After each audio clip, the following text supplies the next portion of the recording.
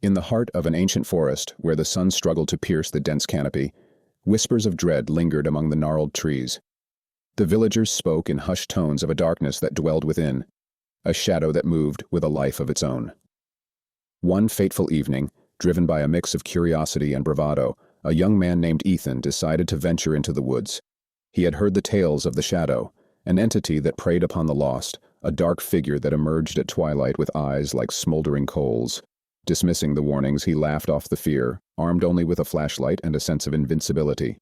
As he stepped deeper into the thicket, the air grew thick and stale.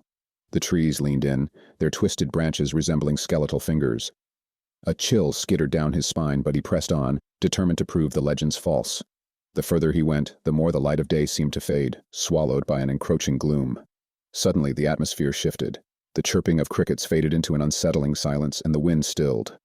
Ethan felt it then, a presence lurking just beyond the reach of his flashlight.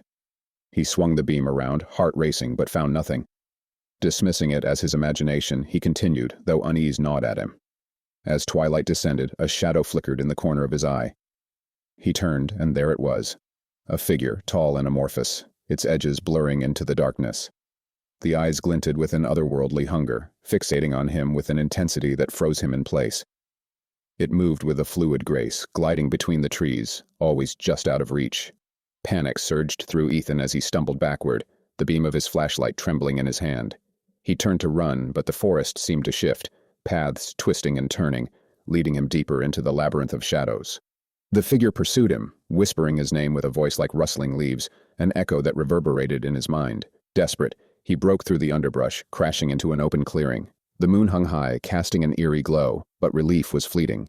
The shadow loomed larger now, its form solidifying, and Ethan could see it clearly, a grotesque amalgamation of all his fears, a reflection of his darkest thoughts. With a final chilling whisper, it reached out, and in that moment, Ethan understood. The shadow didn't just haunt the woods. It was born from the secrets and sorrows of those who wandered too close. It fed on despair, and in the depths of his own heart, it found a feast. The villagers never spoke of Ethan again. They continued to warn others of the shadow in the woods, but deep down they knew it was a part of them all, lurking just beneath the surface, waiting for the next curious soul to wander too far into the dark.